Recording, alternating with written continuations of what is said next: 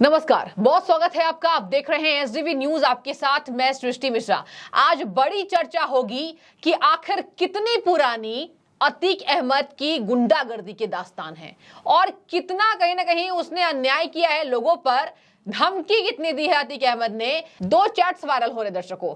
कहा जा रहा है कि अतीक अहमद जेल में बंद है और ग्राउंड जीरो पर हम सब काम करते हैं, लेकिन गुंडागर्दी, वसूली और माफियागिरी का काम उसका बेटा करता था। अतीक अहमद के जितने बेटे हैं, एनकाउंटर में जो बेटा मारा गया असद, कहीं ना कहीं पूरी पोल पट्टी दो चैट्स में खुल रही है। तमाम न्यूज चैनल इसको वायरल कर रहे हैं और मैं आपको बताऊंगी। आज हमारे साथ मौजूद है इस पर बात करने के लिए वरिष्ठ पत्रकार अजय जी। अजय जी, पुरानी दास्तान है, कहानी लंबी है और यहाँ पर विपक्ष जो दावा कर रही है, एक बार शब्द नहीं निकले मुंह से कि माफियाओं का खात्मा जरूरी है, लेकिन ये कह रहे हैं कि गुंडागर्दी के तहत ये हत्या हुई है। हत्या गलत हुई है, निंदा हो रही है, लेकिन आप उस पर भी तो चुप्पी तोड़िए। जो यहाँ चैट्स वायरल हो रहे हैं, मुस्लिम बिल्डर को भड़काया जा रहा है, 5 लाख की मांग, इसके बाद 80 लाख की मांग की जाती है, 5 करोड़ की। अतीक अहमद कहता है बेटे मेरे वकील नहीं बनेंगे, ना डॉक्टर बनेंगे। साफ शब्दों में समझा रहा हूं, मैं आपको शॉर्ट में बता रही हूं, अभी पूरा विस्तार अजय जी देंगे। देखिए, अतीक अहमद ने जेल के अंदर से बोला था मेरे बेटे ना वकील बनेंगे ना डॉक्टर बनेंगे। मतलब साफ है, वकील क्या बनेंगे, वो माफिया बनेंगे। और अतीक अहमद के पथ पर चल रहे थे। इसके साथ आपको बता दें, 20 साल के छोटे बेटे को लोग डर से सांसद कहकर बुलाते थे। ये क्या इशारा है? पूरी कहानी अभी बाकी है। अतीक अहमद की काली चिट्ठी खुल चुकी है। अजय जी, आज क्या बताएंगे दर्शकों को? जो चैट्स वायरल हो रहे हैं और कितनी फिरौती की मांग की गई थी साल के शुरुआत में, ये बताइए। और ये कहा जा रहा है उमेश पाल हत्याकांड में 80 लाख रुपए का उपयोग हुआ है, क्या बताएंगे? देखिए, ऐसा है कि उमेश पाल के उसमें 80 लाख तो एक ही से लिया गया है, मोहम्मद मुस्लिम ने। ठीक है। उससे 5 करोड़ रुपया मांगा गया था। हाँ। और उसने 80 लाख रुपया दिया। ठीक है, ये प्रूफ है। इसके अलावा और भी तमाम लोगों से पैसे लिए गए होंगे। तो एक ही आदमी, कोई भी आदमी कोई बड़ा काम करता है जी, या तो उसको कई जगह से डिमांड करता है। हाँ। तो 19 जनवरी को मुस्लिम को फोन किया इन्होंने। ठीक है, मोहम्मद मुस्लिम को। हाँ, मोहम्मद मुस्लिम को फोन किया। हाँ। इसके पहले अतीक ने जेल से फोन किया था कि देखो ऐसा है, हमारे तुम्हारे पुराने संबंध है, हमको अभी तुरंत जरूरत है और उसको दीजिए 5 करोड़ रुपया। ठीक है। फिर उन्होंने कहा अच्छा जितने भी हो वो दे दीजिए। फिर उन्होंने अपने लड़के असद को भेजा जी। असद वहां पे गया। 19 जनवरी को उसने मुस्लिम को फोन किया, मुस्लिम ने नहीं उठाया। जब मोहम्मद मुस्लिम ने नहीं उठाया तो असद नाराज हुआ। असद ने मैसेज, धमकी भरा मैसेज भेजा। बिल्कुल बताइए, धमकी भरे मैसेज में क्या लिखा उसने? ये स्पष्ट कहा कि मतलब होश में आ जाओ और उमर से तुरंत जेल में मिलिए। उमर उसका भाई, असद का भाई, उससे मिलने के लिए ये दरख्वास्त कर रहा था। इन्होंने कहा कि उससे मिलिए और वो आपके हित में होगा। दूसरी बात, इन्होंने पैसे की डिमांड की। इसके बाद अतीक उनके घर, वो असद जो है उनके घर पर भी गया जी, मगर उसने गेट नहीं खोला जी। जब गेट नहीं खोला तो ये बहुत ज्यादा नाराज हुआ। उसने कहा आप गेट भी नहीं खोल रहे। हाँ। आप उनसे, फिर मैसेज में बात हुई तो उसने मैसेज में कहा कि आप जाके उमर मिलिए। तो बोले हम जेल नहीं जा सकते। तो बोले कचहरी पे आके मिल लीजिए। बोले हम कचहरी जाते नहीं। तो बोले फिर हमसे मिलिए कहीं। बोले हम आपसे मिल लेंगे। तो उसने क्या किया, जब इन्होंने बहुत ज़्यादा धमकी दी, फिर अतीक ने जब इनसे ये कहा कि हम उसमें कर देंगे आपको और हम हिसाब कर लेंगे सब, वो और अल्लाह ज़्यादा वो होता है। जब उसने ये सब धमकियाँ दी तो इसने मजबूरी में, असद जब गए तो उसने 80 लाख रुपए दिए जी। देखिए, यहाँ पर असद ने कहा था कि फोन उठाकर गलती की है, मतलब फोन ना उठाकर गलती की। ये मोहम्मद मुस्लिम को भड़काया गया था और कहीं ना कहीं डराने की कोशिश की थी। इसके बाद अतीक अहमद ने पत्र लिखा था, इंशाअल्लाह सबका हिसाब कर दूंगा। अजय जी, आगे बताइए। हाँ, जब उन्होंने ये कहा कि हिसाब कर देंगे, फिर इन्होंने जब दबाव बनाया तो जानता था कि ये बहुत बड़ा शूटर है, बिल्कुल इनके पास गैंग है। इसके पहले भी मैं आपको बता रहा हूँ, मुस्लिम इसके साथ पार्टनर था और वहां से भगा था इसलिए चूंकि अतीक ने उसके ऊपर दबाव इतना बना लिया था। फिर ये जाके अपना व्यापार करने लगा, मगर ये आदतन उससे वसूली हमेशा अतीक का परिवार करता। बिल्कुल 5 करोड़ में 80 लाख रुपया उसने दिया।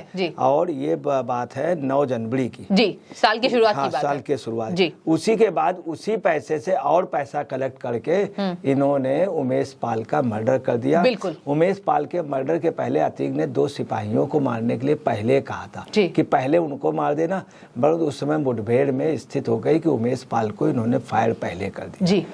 अब आपको एक चीज मेन और बता दें कि हकीकत यह है कि बंदूक से जीने वाले का बंदूक से ही अंत हुआ। बिल्कुल ताजुब की बिल्कुल बात बिल्कुल बिल्कुल। और अतीक जब भी कहीं पे फायर करता था तो अतीक का रिकॉर्ड था, अतीक ने कभी भी 1 दर्जन से कम फायर किए नहीं। अतीक कहता था कि 1 दर्जन से कम फायर नहीं करेंगे। और जब अतीक पे जब वो हुआ है तो लगभग अब 28 राउंड फायर हुए, 28 राउंड फायर हुए। ये इनका। दूसरी आपको बता रहे हैं, इनके जो 2 लड़के हैं उनके ऊपर भी 5-5 लाख रुपए का इनाम है, बिल्कुल, जो अभी फरार है, जिनका तो अंदाजा ये लगाया जा रहा है कि अरमान और साबिर जिनके ऊपर 5-5 लाख रुपए का वो है और 50,000 शाइस्ता पे है, ये सब कहीं पे एक ही साथ है।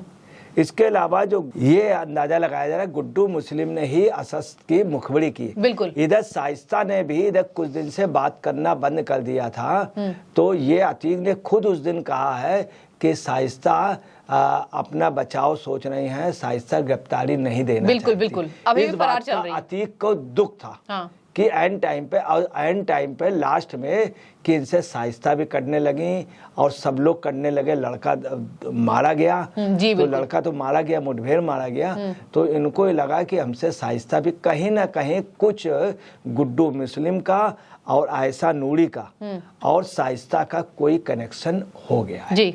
आपको बता दें कि इधर 15 साल के क्राइम की हिस्ट्री में एक नया वो आया है कि 4 अपराधी अगर दोस्त होते हैं, उसमें एक अपराधी का जेल चला जाता है तो दूसरा अपराधी जो उनकी पैरवी कर रहा होता वो उनके घर पर जो बंद है उसके घर पे कुछ ना कुछ गड़बड़ कर देता है। बिल्कुल। ये कम से कम हर जगह एग्जाम्पल आ रहा है। ये एग्जाम्पल की पोजीशन ये है कि प्रकाश सिंह जैसे पूर्व उन्होंने इतने बड़े अधिकारी ने कहा था कि ये एग्जाम्पल ये पोजीशन है कि 100 में 40% ये हो रहा है।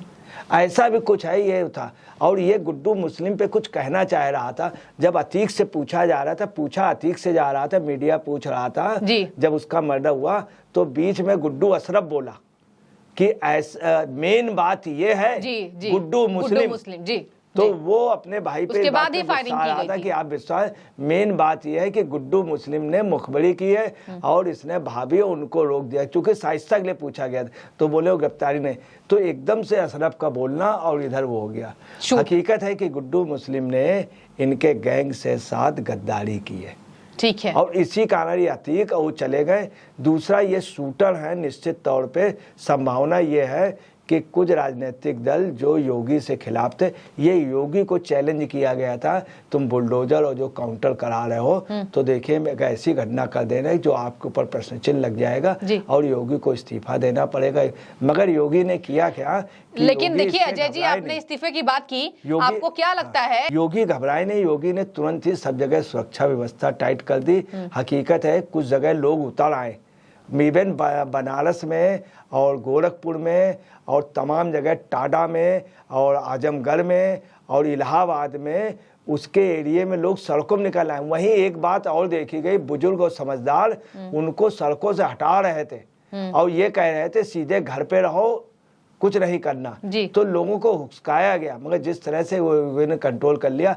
आपको बताएं शांति के साथ असद का भी जनाजा निकला और दफन हो गया, शांति के साथ, अमन चैन के साथ। और इसका भी, अतीक का भी जनाजा निकला और अमन के साथ दफन हो गया।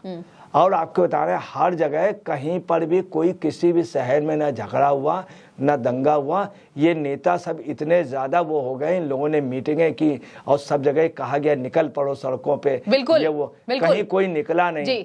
तब आपको बता रहे सिर्फ एक तौकीर रजा ने ये कहा है कि मैं धरना प्रदर्शन करेंगे जी। इन नेताओं की किसी की हिम्मत धरना प्रदर्शन, तौकीर रजा चूंकि एक मुस्लिम के एक फिरके का वो वहाँ का वो है पूरे समाज का, तो उसने कहा और इन लोगों किसी की हिम्मत नहीं। और वैसे भी वहाँ से बोल रहे हैं मगर वहाँ उनके जनाजे में नहीं गए, तारीख में नहीं गए। तो इस कारण नहीं गए कि सब ये उसके पैसे के लालची थे, सब मैनेज कर रहे थे, उसकी वसूली पूरा गिरोह था, पूरा गिरोह था। और मैं आपको बता रहा हूँ कई पॉलिटिकल लोग फंसेंगे। ठीक है, मतलब कि कहीं ना कहीं साफ है कि कई पॉलिटिशियंस, कई राजनेता इसमें शामिल हैं और बिना किसी के शामिल हुए इतना बड़ा गैंगस्टर अतीक अहमद कभी बन नहीं सकता था। दर्शकों, यहाँ एक और बात नोटिस करने वाली है उसका जो बेटा था अतीक अहमद का, उसके इशारों पर चलता था। अजय जी, दूसरा मेरा सवाल है और आखिरी सवाल मेरा आपसे है, ये बताइए, आपने कहा कि कहीं ना कहीं जनाजे को शांतिपूर्वक निकाला गया है, क्या लगता है विपक्ष के नेताओं ने ऐसा बयान दिया है जिस तरीके से दंगे भड़के, लेकिन आपको क्या लगता है इसमें नाकामी हाथ मिली? मजहबी एंगल देना, और जब ऐसे चैट्स वायरल हो रहे हैं जिसमें आप साफ तौर पर देख सकते हैं कि कितना बड़ा कहीं ना कहीं इनका गिरोह था, प्लानिंग प्लॉटिंग कितनी बड़ी थी, और उस तर्ज पर अगर माफियाओं का खात्मा हो रहा है तो प्रदेश की शांति के लिए हो रहा है। आज योगी ने भी गर्जे हैं, जहां उन्होंने कहा है कि 2012 से लेकर 2017 तक 700 दंगे यूपी में हुए हैं और 2017 के बाद से यूपी में एक दंगा नहीं हुआ। क्या लगता है विपक्षियों को यह तमाशा मिला? देखिए, मैं आपको क्लियर कर दूं, 700 दंगे उसके पहले हुए थे और लगभग 1500 बवाल हुए हैं जी। और योगी के समय कोई दंगा नहीं हुआ, बिल्कुल बिल्कुल, कोई बवाल नहीं हुआ। हाँ। और ताजुब है, कहीं ज्यादा कर्फ्यू नहीं लगा जी। कर्फ्यू न लग करके आधे घंटे में वहां पे फोर्स आया, फोर्स ने थोड़ी टाइट पोजीशन कर दी, लोगों को तलाशी ली, इधर उधर निकलने नहीं दिया। मैं कर्फ्यू कहीं नहीं लगा, ये ताजुब। दूसरी बात आपको बता रहे हैं कि आज योगी ने साफ कह दिया कि एक 61 माफियाओं की लिस्ट बन गई है, जिसमें ब्रजेश सिंह और त्रिभुवन सिंह और कुक्कू सिंह जी जी जी, बड़े बड़े नाम ऐसे हैं जो उनके ऊपर वो डायरेक्ट कार्रवाई होगी। और बड़े बड़े माफिया इस समय खामोश है। दूसरी आपको बता दें कि अतीक का जैसे लोगों की हुंडी चलती है, चेक चलते हैं, वो चलते हैं, अतीक की पर्ची चलती थी। ठीक है। अतीक इन पॉलिटिकल लोगों को पैसे एक पर्ची दे देता था, सफेद पर्ची। तो सफेद पर्ची का होता था, उसका मतलब होता था 5 लाख, और गुलाबी पर्ची का होता मतलब 3 लाख से 5 लाख। काली पर्ची का मतलब होता था कि 50 लाख। ठीक है। और लाल जो पर्ची होती थी उसका मतलब होता था 50 लाख से 1 करोड़, और उसका ये रहता था मतलब कि लाल पर्ची मतलब आखिरी है, दोबारा नहीं भेजी जाएगी। ठीक है। इन पॉलिटिकल लोगों को वो ये पर्ची पकड़ा देता था। और जैसे ओवैसी वगैरह पार्टी का था तो वहाँ पे अतीक की पर्चियाँ चलती थी कि उस चुनाव पे वहाँ पैसा लग जाएगा, वहाँ लग जाएगा।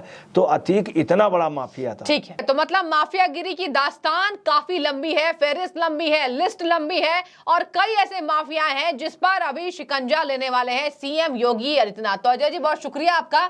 चैट जो वायरल हो रही है, जरा दर्शकों मैं आपसे दरख्वास्त करूंगी इसको जाकर पढ़िए कि किस तरीके से अतीक का एक इशारा होता था और यूपी पूरी हिल जाती थी। उसी अतीक को कहीं ना कहीं योगी आदित्यनाथ ने उस पर शिकंजा कसने की कोशिश की, आखिरकार हत्या हुई है, गलत हत्या हुई है। अभी और कुछ राज उसके साथ दफन हो गए, लेकिन माफियागिरी का खात्मा उत्तर प्रदेश में काफी जरूरी था। तो आपकी जो भी राय हो आप कॉमेंट में बताइए। फिलहाल बहुत शुक्रिया एसडीबी न्यूज से जुड़ने के लिए।